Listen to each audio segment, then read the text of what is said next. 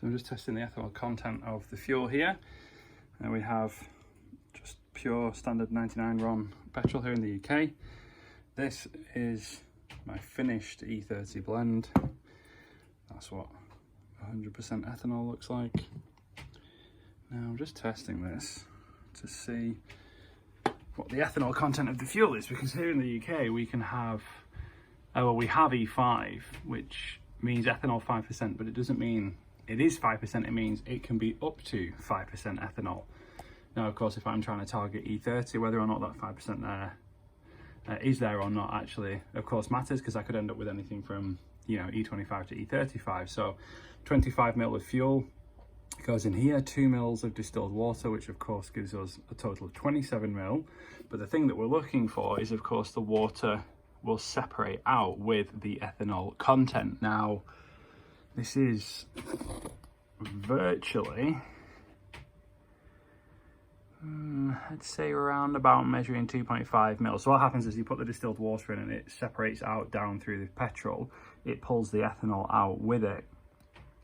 So if we just take a look at that, it's around about 2.5 ml. So there should be 2 ml of water. So the other half ml, because I put precisely 2 ml of water in. So the other half ml is the ethanol that is pulled out as it's kind of settled down through the fuel. So there's about 0.5 ml of ethanol in this whole vial, in this whole tube, if you want to call it that. So half a ml of ethanol in 25 ml. There is a plus minus half ml tolerance here, so I mean that realistically could be 0% ethanol, but if it was E5, which it's supposed to be, then that would be about 1.25 ml of ethanol in this tube, which would be 5% of 25 ml. But as you can see, it's obviously not.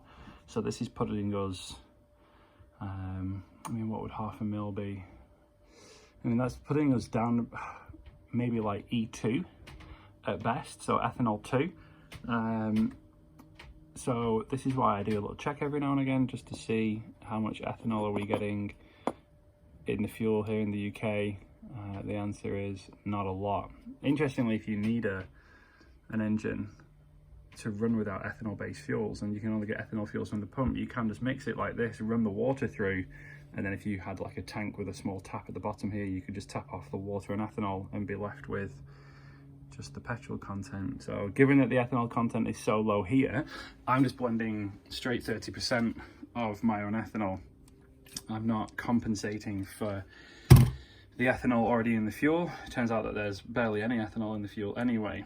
So you can, I mean, 5% would possibly be within the tolerance anyway. So assuming we got 0 or 5 in the petrol from the fuel station, and I put 30 in, that means that I could hit E30 exactly, or I could go up to E35, which is probably within tolerances. But I just find it interesting to see, because the percentage of ethanol in the fuel that you get does change as well. So that's just normal petrol from the pump.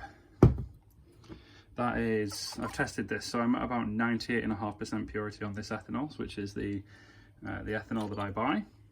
So I think it's just over 98% actually when I measured that, which is good. And then this, you can see there's a slight colour change. Not sure if that'll come through on the camera, but this is the E30 that I've blended and is now going in the car.